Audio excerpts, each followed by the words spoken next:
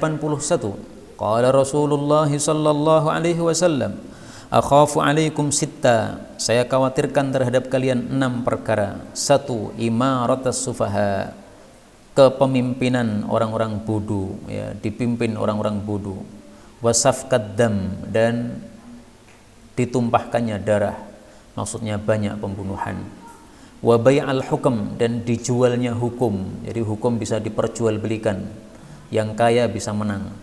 Wa qati'atar rahim, dan memutus hubungan kerabat. Wa nashwan, dan suatu generasi yattakhidunal Qur'an, yang mereka itu menjadikan Al-Qur'an mazamira, sebagai seruling-seruling, maksudnya untuk nyanyian belaka. Wa kathratas syurat, dan banyaknya polisi-polisi, maksudnya polisi-polisi yang zalim. Ini semuanya sudah terjadi napa mboten? Terjadi, ya? Dipimpin orang-orang bodoh. Nah, sekarang yang jadi pemimpin apakah para ulama atau orang-orang yang berilmu? Belum pernah kita dipimpin oleh ulama di Indonesia ini. Mulai dari awal merdeka Indonesia sampai hari ini, pernah dipimpin ulama? Gus Dur ulama. Nah, kalau disebut ulama, ya monggo. Kalau saya tidak menyebutnya ulama. Kemudian safkat dam, dibunuh. 6 pemuda dibunuh begitu saja tanpa merasa bersalah, malah mencari-cari kesalahan disematkan kepada 6 pemuda ini. Hukum dijual, semuanya udah ada ini. Satu generasi yang menjadikan Quran sebagai seruling untuk nyanyian, ini sudah terjadi. Dan ini mengingatkan kita orang yang baca Quran dengan langgam Jawa. Yang langgam Jawa itu biasanya untuk napa nih Pak? Wayang, biasanya untuk wayang, untuk baca Quran ini piye ranggena.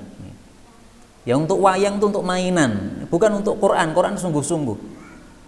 Sebagian orang ketika saya sampaikan masalah ini, dia mengatakan enggak apa-apa, yang penting bagus. Karena orang-orang Yaman katanya juga membaca Quran dengan logat Yaman. Nah, dia enggak paham bahwasanya langgam Jawa itu di Indonesia ini diperuntukkan untuk yang main-main kayak tadi itu. Adapun kalau orang Jawa membaca Quran dengan logat Jawa, ya wajar. Namanya orang Jawa, bahasanya tidak sama dengan orang Arab. Dia membaca Quran agak kejawa-jawaan karena memang logatnya Jawa, nggak ada masalah. Itu bukan yang jadi perbincangan. Yang diperbincangkan ini adalah perwayangan diperuntukkan untuk Quran. Ini nggak pas. Maka hadis ini saya temukan hadis yang menjelaskan maksudnya bagaimana, ya. Liyughanniyahum. Rasul sallallahu alaihi wasallam bersabda, yattakhidunal Qur'an mazamir, mereka menjadikan Quran sebagai seruling. Yuqaddimuna ahadahum, mereka menyuruh maju salah satu mereka. Liyughanniyahum, untuk menyanyikan Quran bagi mereka. Wa in kana aqallahum fiqha, meskipun dia itu paling sedikit ilmu agamanya. Hadis riwayat Tabarani. Jadi yang penting lagunya mendayu-dayu, disuruh maju jadi imam. Yang penting enak, padahal nggak paham agama sama sekali. Nah, nggak benar kayak begitu. Yang jadi imam itu yang paham agama, bukan yang mendayu-dayu lagu Qur'annya, bukan. Hadis berikutnya 182. Ukhbiruka, aku akan mengabari kamu, bi amalin, dengan satu amalan. In akhadta bihi, jika kamu melakukan amalan tersebut, adrakta, kamu akan menyusul mangkana qablak, orang-orang yang sebelum kamu. Wa futta, dan engkau akan melewati mayyakunu, atau mendahului orang-orang yang akan datang ba'daka, setelah kamu. Illa ahadan, kecuali seseorang, akhadha bimithli dzalik, yang mengamalkan semisal itu juga. Apa amalannya? Tusabbihu khalfa kulli salatin, kamu tasbih setiap selesai salat, maksudnya salat fardu, 33 kali. Wa tukabbiru, dan kamu takbir 33, juga 33 kali. Wa tahmadu, dan kamu tahmid 34 kali. Jadi tahmidnya berapa? 34 kali. Pernah diamalkan betul Pak? Biasanya kan 33, 33, 33 gitu kan. Nah, ini tolong diamalkan yang belum 34 nih ini. Dalam hadis ini tasbihnya 33, takbirnya 33, tapi tahmidnya 34. Loh, yang 33 itu ya benar. Jadi memang ada beberapa riwayat. Tapi maksud saya yang riwayat ini, riwayat Imam Ahmad ini tahmidnya dibaca sampai 34. Ini untuk PR nanti pas salat Isya aja. Habis salat Isya tahmidnya berapa? 34. Kenapa tahmidnya kok 34 lebih banyak? Rasulullah Shallallahu Alaihi Wasallam bersabda dalam hadis yang sahih, Inna afdala ibadillah, sesungguhnya hamba Allah yang paling utama yaumal qiyamah, pada hari kiamat nanti, adalah al-hammadun, orang-orang yang selalu mengucapkan alhamdulillah. Hadis riwayat Tabarani. Karena itu dalam Islam ini musibah kita hadapi dengan alhamdulillah, nikmat juga kita hadapi dengan alhamdulillah. Tidak hanya musibah saja, tidak hanya nikmat saja alhamdulillah, tapi musibah juga termasuk yang diucapi alhamdulillah sebagaimana ajaran Rasulullah sallallahu alaihi wasallam. Nah, maka supaya tahmidnya lebih banyak diperintahkan oleh Nabi 34. Nah, maka praktek hadis ini adalah kadang-kadang kita 33, kadang-kadang kita 34, kadang-kadang juga 10 10 10. Hadisnya juga sahih. Tasbih 10, takbir 10, tahmid 10. Kata Nabi, ini amalan ringan tetapi yang melakukan sedikit. Nah, maka sangat mudah sekali sebenarnya tasbih setelah salat itu ya. Bisa 33, bisa 10, tergantung kondisi. Kalau saya kondisi safar biasanya pakai yang 10 10 10. Karena safar biasanya langsung pergi, kemudian ikut bis atau ikut rombongan supaya enggak lama-lama. Nah, maka pakai sunnah Nabi yang lainnya lagi. 183. Akhbarani Jibril mengabari saya annal hajma, bahwasanya berbekam, anfa'u, paling manfaat, ma tadawa bihin nas, apa yang berobat dengannya para manusia. Hadis ini menunjukkan bahwa pengobatan paling manfaat adalah apa? Bekam. Dan ini adalah pengobatan yang bersifat perbuatan. Kita dibekam, diambil darahnya.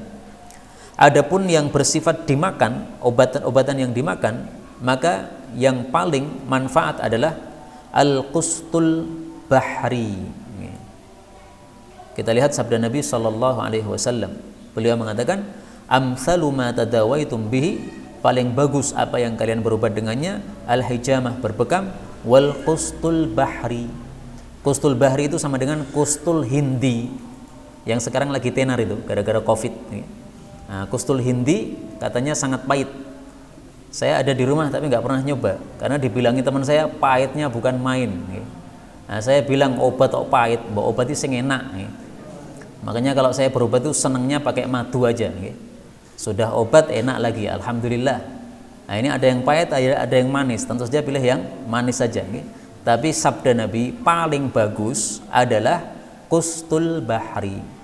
Artinya qustul hindi ini lebih bagus daripada madu. Kekuatan obatnya lebih bagus daripada madu. Nah, maka kalau di antara kita ada yang merasa sakit, silahkan mengambil qustul hindi, mengamalkan sunnah Rasulullah sallallahu alaihi wasallam. Di sini Nabi mengatakan Jibril mengabari saya. Jadi yang mengabari bahwa bekam itu manfaat Jibril. Dalam hadis yang lain, yang mengabari tidak hanya Jibril, semua malaikat. Kita lihat hadisnya. Rasulullah sallallahu alaihi wasallam bersabda, "Ma marartu lailata usriya bi," tidaklah saya melewati pada malam Isra Mi'raj, bi malain minal malaikah, sekelompok malaikat, illa qalu, kecuali mereka mengatakan, ya Muhammad mur ummataka bil hijamah, wahai Muhammad suruhlah umatmu melakukan bekam. Hadis riwayat Ibnu Majah, derajatnya sahih. Jadi bekam ini sangat penting, sampai-sampai ketika Nabi Isra Mi'raj, setiap ada kelompok malaikat pesannya satu aja, umatmu suruh bekam. Nanti berjalan ketemu kelompok malaikat lagi, dibilangi umatmu suruh bekam, umatmu suruh bekam. Ini menunjukkan pentingnya bekam. Karena itu minimal kita berbekam seumur hidup satu kali minimal. Yang diweru, yang ahli bekam siapa Ustaz? Ada nggih? Nah, kalau ada alhamdulillah. Kalau tidak ada diajari. Jadi ini perlu training bekam untuk jamaah pengajian supaya semuanya bisa bekam. Alhamdulillah di pesantren Putri Jawa Timur sudah santri-santri sudah diajari bekam. Sehingga kalau ada yang sakit ini saling bekam antar para santriwati. 184. Akhbarani Jibril, telah mengabari saya malaikat Jibril, anna Husainan, bahwasanya Husain cucu Nabi SAW yuqtalu, akan dibunuh bisyati'il Furat, di pinggir sungai Efrat. Hadis ini diriwayatkan oleh Ibnu Sa'ad, derajatnya sahih. Hadis ini menunjukkan mukjizat Rasul SAW, karena beliau sudah tahu bahwasanya cucunya akan dibunuh. Pertanyaan, siapa yang membunuh Husain? Ternyata yang membunuh adalah umat beliau sendiri, yaitu umat Islam. Sataqtulu ibni, atani Jibril, Jibril datang kepada saya, fa akhbarini, ngabari saya, anna ummati sataqtulu ibni hadza, umatku yaitu umat Islam akan membunuh cucu saya ini, yaitu Husain. Wa atani biturbatin min turbatin hamra, Jibril membawa tanah yang merah, yaitu tanah dari tempat dibunuhnya Husain ini. Hadis riwayat Imam Hakim sahih. Tempatnya pasnya itu di Karbala, di daerah Irak. Karbala, ketika Husain datang ke sana, dia bertanya, ini tempat namanya apa? Maka orang-orang mengatakan, ini namanya Karbala. Maka dia mengatakan, karbun wa bala, susah dan bala adalah tempat ini. Karena itu tempat yang isinya namanya tidak bagus, hendaklah diubah namanya. Karena kalau namanya tidak bagus, nanti ketidakbagusan akan muncul terus di tempat tersebut. Karbun wabala, maka betul-betul dia mati di situ, ya, karena namanya sendiri sudah mengandung keburukan.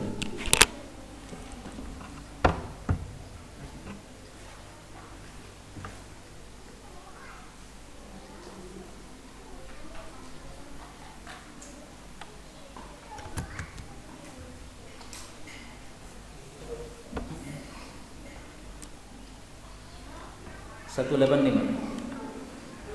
Akhbiruni, kabarilah saya, bisyajaratin, dengan satu pohon, shibhir rajulil muslim, yang menyerupai lelaki yang muslim, yaitu la yatahabtu, tidak rontok, waraquha, daun-daunnya, wala, tidak ini, tidak itu, tu'ti ukulaha, dia itu memberikan buah-buahannya, kullahinin, setiap saat, maksudnya setiap tahun.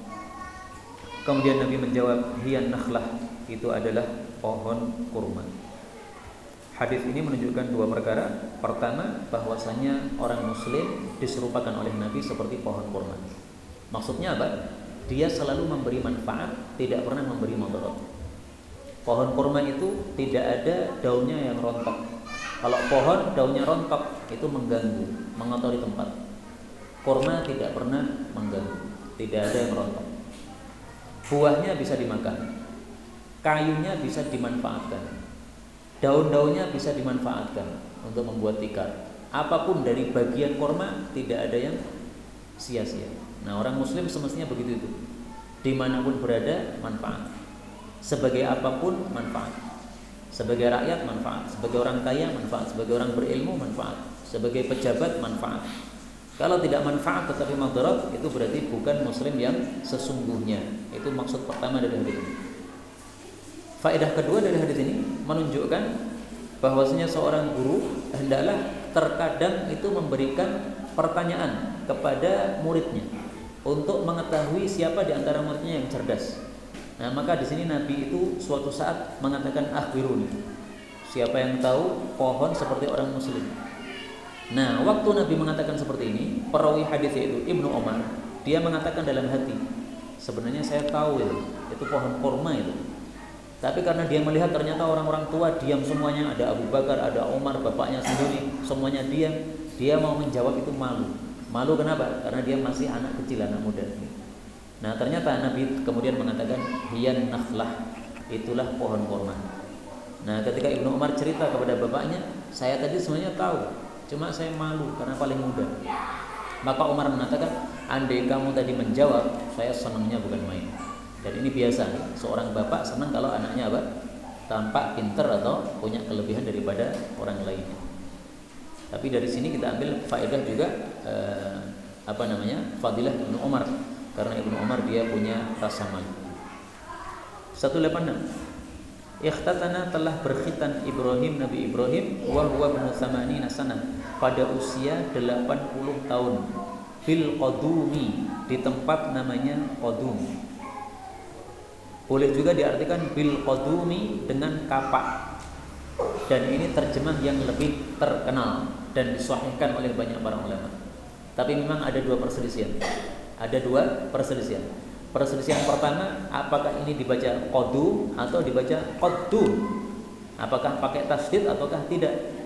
Perselisihan kedua, apakah qadum atau qaddum ini maksudnya tempat ataukah alat? Ada perselisihan. Yang terkenal ini adalah qadum dan artinya adalah kapak. Dan di dalam Muwatta Malik disebutkan bahwa Nabi Ibrahim itu orang yang pertama kali melakukan khitannya. Nah, kalau hadis itu sahih, berarti nabi-nabi sebelumnya tidak ada yang melakukan apa? Khitan. Dari Nabi Adam alaihissalam sampai kemudian Nabi Ibrahim alaihissalam. Maka dari sini kita tahu juga fadilah Nabi Ibrahim alaihissalam. Sa'id bin Musayyab mengatakan kana Ibrahim sallallahu alaihi wasallam awwalan nasi dhayyafad dhaifa. Nabi Ibrahim adalah manusia pertama yang memberi hidangan kepada tamu. Dulu tamu itu enggak ada hidangan sama sekali. Nah, Nabi Ibrahim yang memulai. Wa awwalan nasi ikhtatan, manusia yang pertama berkhitan. Wa awwalan nasi qassas syarib, manusia pertama yang memotong kumis. Wa awwalan nasi ra'as syayb, manusia pertama yang melihat uban di kepalanya. Nah, jadi Nabi Adam enggak pernah beruban sampai datang Nabi Ibrahim muncul ubannya. Karena itu kalau kita umat Islam ini berkhitan, ini tampaknya pahala mengalir kepada siapa? Nabi Ibrahim. Karena beliau yang pertama kali memulai. Nah, sehingga setiap orang melakukan amalan sunnah ini, amalan wajib khitan ini, maka pahala mengalir kepada Nabi Ibrahim alaihissalam. Khitan hukumnya wajib bagi laki-laki, tapi bagi perempuan hukumnya sunnah. Dan khitan bagi laki-laki adalah memotong kulit yang menutupi kepala zakar. Baik dipotong seluruhnya atau dipotong kebanyakannya, yang penting sampai terbuka. Karena kalau hanya dipotong sedikit, biasanya terbuka kemudian kembali lagi tertutup. Nah, maka tertutup itu karena apa? Kurang banyak yang dipotong, maka harus diulangi lagi. Dan khitan itu awal wajibnya kalau orang sudah balik. Misalnya usia 15 tahun itu balik. Nah, itu baru awal wajib khitan. Tetapi memang lebih utama khitan sebelum balik. Kenapa? Lebih cepat sembuh. Kalau sudah balik itu sembuhnya lama, mungkin 1 bulan 2 bulan baru sembuh, susah. Dan kasihan yang motong, mungkin alot, mungkin loh ini nggak ngerti itu. 187. Ikhtar, pilihlah minhunna dari mereka, yaitu para istrimu, arba'an, 4 saja. Wa farik, dan cerailah sairahunna, sisanya. Hadis ini diriwayatkan Abu Dawud sahih. Hadis ini bicara tentang sahabat Nabi yang masuk Islam, dia punya 10 istri. Semua istrinya 10 ikutan masuk Islam bareng-bareng. Maka Rasulullah mengatakan, ini istrimu 10, kamu pilih 4. Habis itu yang 6 kamu ceraikan. Maka dari sini kita ambil pelajaran, zaman dulu orang nikah belum ada batasan. Islam membatasi, disuruh apa? 4 maksimal. Karena kalau lebih dari 4 itu nanti pasti akan dia berbuat dolim kepada istri-istrinya. Karena kekuatan manusia itu tidak banyak. Sehingga kalau istrinya 4 ini kasihan mereka, tidak akan mendapatkan jatahnya atau haknya yang sempurna. Maka dibatasi 4. Dan ini sudah ijma' para ulama. Adapun pendapat yang mengatakan boleh sampai 9 itu pendapat yang syadz, yang tidak terpakai. Sehingga kita mengatakan ini sudah ijma'. Pendapat yang membolehkan itu seolah-olah tidak ada sama sekali. Kemudian hadis ini menunjukkan juga bahwa kalau orang mengalami seperti ini, ya, belum paham kalau istri itu maksimal 4, maka kalau dia sudah paham, dia boleh memilih dari istri-istrinya yang ada 4. 4 ini bebas, mau 1, 2, 3, 4 boleh, mau dipilih nomor 10, 9, 8, 7 boleh, bebas. Pokoknya dari 10 yang ada dipilih 4. Demikian juga kalau seseorang menikahi 2 perempuan, yang 2 perempuan ini kakak beradik, dia belum paham kalau itu nggak boleh. Setelah paham, dia boleh milih kakaknya boleh, milih adiknya juga boleh. Tidak wajib memilih yang lebih tua, enggak. Demikian juga di sini, tidak wajib memilih yang lebih awal untuk dinikahi. 188. Akhadar rayata, mengambil bendera. Zaid bin Harithah. Fa usiba, maka dia pun mati syahid. Thumma akhadaha Ja'farun, kemudian mengambil bendera itu Ja'far bin Abi Thalib, kakaknya Ali bin Abi Thalib. Fa usiba, maka dia pun terkena, yaitu mati syahid. Thumma akhadaha Abdullah bin Rawahah, kemudian mengambil bendera itu Abdullah bin Rawahah. Fa usiba, maka dia mati syahid juga. Thumma akhadaha Khalidun, kemudian mengambil bendera itu Khalid an ghairi imratin, tanpa perintah dari Nabi sallallahu alaihi wasallam. Fafatahallahu alaihi, lalu Allah pun memenangkan untuk Khalid bin Walid. Wa ma yasurruni, dan tidaklah menyenangkan saya, annahum, bahwasanya mereka yang mati syahid itu indana, masih ada di tengah-tengah kita. Au qala, atau Nabi bersabda, wa ma yasurruhum, tidaklah menyenangkan kepada orang-orang yang mati syahid itu, annahum indana, bahwasanya mereka masih di tengah-tengah kita, yaitu masih hidup. Hadis ini bicara tentang perang yang disebut perang Mu'tah. Pada perang Mu'tah, Nabi mewasiatkan untuk 3 orang jadi pemimpin. Beliau katakan yang memimpin perang adalah Zaid bin Harithah. Kalau dia mati, maka digantikan Ja'far bin Abi Thalib. Kalau dia mati, digantikan Abdullah bin Rawahah. Ternyata 3 orang ini semuanya mati semuanya. Nah, maka Khalid bin Walid melihat kondisi, wah ini parah nih. Kalau tidak ada pemimpin, bisa mati semua umat Islam. Akhirnya dia pimpin tanpa diperintah oleh Nabi sallallahu alaihi wasallam. Allah ternyata berikan kemenangan. Karena memang Khalid ini orang yang ahli di dalam perang. Saking ahlinya Khalid dalam perang itu sampai dia tidak sempat untuk menghafalkan Quran. Sehingga Khalid bin Walid kalau ngimami itu bacaannya seraka karuan. Ngambil 1 ayat dari Baqarah, habis itu lanjut 1 ayat dari Ali Imran, ngambil lagi 1 ayat dari An-Nisa.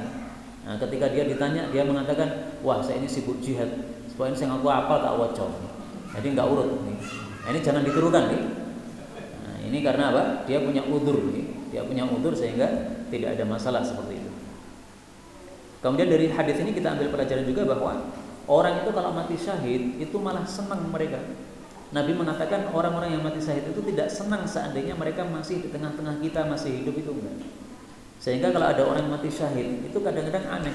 Anehnya gimana? Yang mati syahid dalam kondisi senang, keluarganya malah apa? Nangis-nangis.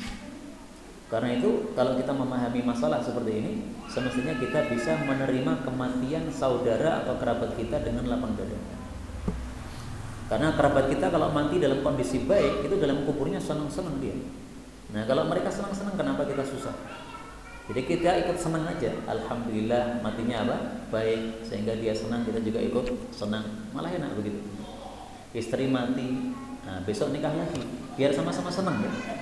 Kita senang, istri baru, istri kita di kuburan juga senang, nah, mati solihah. 189. Akhadallahu azza wa jalla, Allah telah mengambil minni, dari saya, al-mithaqa, perjanjian. Kama akhada, sebagaimana Allah mengambil minan nabiyina, dari para nabi, mitsaqahum, perjanjian mereka. Wa basyara bi, dan telah memberi kabar gembira terhadap kedatangan saya, Isa bin Maryam, Nabi Isa putra Maryam. Jadi Nabi Isa sudah mengabarkan nanti akan ada nabi, yaitu Nabi Muhammad sallallahu alaihi wasallam. Wa ra'at ummi, dan melihat ibuku, fi manamiha, dalam tidurnya, yaitu bermimpi, annahu, bahwasanya kharaja, telah keluar, mim baini rijlaiha, dari kedua kakinya, di antara kedua kakinya, sirajun, satu sinar, adaat lahu, yang bersinar-sinar karenanya, qusur syami, istana-istana di negara Syam. Ini adalah hadis riwayat Tabarani sahih. Hadis ini membicarakan tentang fadilah Rasulullah sallallahu alaihi wasallam, bahwasanya beliau itu sudah diinformasikan kedatangannya oleh Nabi Isa, bahwasanya ketika lahir itu, sebelum lahir itu, ibunya sudah bermimpi dulu, bermimpi bahwasanya dari antara kedua kakinya ini ada satu sinar, yang sinarnya terangnya sampai ke Syam. Nah, ternyata itu adalah Nabi Muhammad sallallahu alaihi wasallam. Adapun yang dimaksud mitsak ini, perjanjian ini bisa kita lihat dalam Al-Qur'an. Wa minka wa min Nuhi wa Ibrahim, surah Al-Ahzab ayat 7. Wa il akhadna minan nabiyyin mitsaqahum wa minka wa min Nuhi wa Ibrahim wa Musa wa Isa bin Maryam. Ketika kami telah mengambil dari para nabi perjanjian mereka, juga dari kamu saya ambil janji. Dari Nuh, Ibrahim, Musa, Isa, ini adalah ulul azmi ya. Wa akhadna minhum mitsaqan ghalidha, kami sudah mengambil dari mereka satu perjanjian yang kuat. Apa maksudnya perjanjian ini? Nah, kita lihat dalam tafsir Hawmat. Beliau mengatakan yaitu diambil janji untuk fi iblaghir risalah, untuk menyampaikan risalah dakwah kepada para manusia. Jadi para nabi ini sudah dijanji oleh Allah, nanti kalian hidup di dunia menyampaikan risalah. Wa iqamati dinillah, untuk menegakkan agama Islam. Wa fit ta'awun wa tanasur, juga saling tolong menolong dalam agama ini. An aqimud din wa la tatafarraqu fi, tegakkan agama, jangan bercerai-berai di dalam beragama ini. Karena itu sampai hari ini kita tidak ikut kelompok manapun. Kita adalah umat Islam, titik. Kelompok apa? Enggak pakai kelompok. Semua umat Islam adalah saudara kita. Karena kalau di kelompok-kelompok ini menyebabkan terpecahnya umat Islam, pertikaian antar mereka. Dan ini sudah sangat tampak. Kelompok pengajian tertentu kalau disalami oleh kelompok pengajian yang lain tidak mau jawab. Ini gara-gara setan kayak gitu. Mestinya sama muslim, sama-sama pakai peci, sama-sama jenggotan, assalamualaikum dijawab. Mau ngajinya di tempat lain tidak ada masalah. Yang penting dia ahlus sunnati wal jamaah, Quran, hadis sama pelajarannya. Kenapa harus dibeda-bedakan? Hanya karena isu-isu ini itu kemudian tidak mau menjawab salam. Na'udzubillah. 190. Akhadna, kami telah mengambil fa'laka, tafa'ulmu min fika, dari mulutmu. Hadis riwayat Abu Dawud. Apa itu tafa'ul? Tafa'ul itu adalah mengharapkan kebaikan dari sesuatu yang kita dengar atau sesuatu yang kita lihat. Misalnya, kita keluar rumah, kemudian kita mendengar ada orang memanggil anaknya, wahai salam, kesini. Nah, maka kita tafa'ul, wah insya Allah perjalanan saya selamat, karena saya mendengar apa? Ya salam, wahai salam. Salam itu artinya selamat. Atau misalnya apa yang dilakukan oleh Nabi pada waktu sholat, apa itu? Istisqa, minta hujan. Beliau setelah berdoa begini, mengangkat tangannya tinggi-tinggi. Nah, ini sampai terbalik begini. Ini tafa'ulan ini. Seolah-olah berharap mudah-mudahan kondisi berubah. Sebagaimana tangan saya terbalik begini, maka kondisi juga akan terbalik. Yang awalnya tandus gersak menjadi turun hujan. Kemudian Nabi mengubah selendangnya, yang kanan pindah kiri, kiri pindah kanan. Ini berharap supaya apa? Kondisi berubah menjadi baik. Nah, itulah yang dimaksud tafa'ul. Jadi tafa'ul itu termasuk sunnah Rasulullah sallallahu alaihi wasallam. Kita mendengar sesuatu, maka mengharap sesuatu yang baik dari apa yang kita dengar. Kita melihat sesuatu yang baik, kita mengharap yang baik dari apa yang kita lihat tersebut. Rasulullah pada waktu tahun 6 Hijriah melakukan Sulhul Hudaybiyah, perjanjian Hudaybiyah. Itu kan perjanjiannya awalnya alot sekali, nggak ketemu-ketemu antara Nabi dengan orang-orang kafir itu. Nah, tiba-tiba muncul salah satu tokoh kafir, namanya Suhail bin Amr. Maka Nabi mengatakan, ini yang datang Suhail, mudah-mudahan Allah mensahalkan urusan kita. Sahal itu artinya apa? Mudah. Mudah-mudahan Allah mudahkan urusan kita. Kenapa? Yang datang adalah Suhail. Ini tafa'ul dianjurkan oleh Rasulullah sallallahu alaihi wasallam. Adapun sebaliknya yaitu tatoyur, dilarang dalam Islam. Melihat sesuatu kemudian menganggap sial. Misalnya melihat burung gagak, wah burung gagak ini kalau saya ketemu ini menunjukkan sialnya. Mendengar sesuatu, wah ini tanda bahwa akan ada yang mati di keluarga saya. Enggak boleh, ya. Ini haram. Ya. Ini namanya tatoyur. Wallahu ta'ala a'lam bishawab. Inilah yang dapat kita pelajari pada malam hari ini. Benarnya dari Allah, dan apabila ada salahnya, fa astaghfirullahal azim li wa lakum.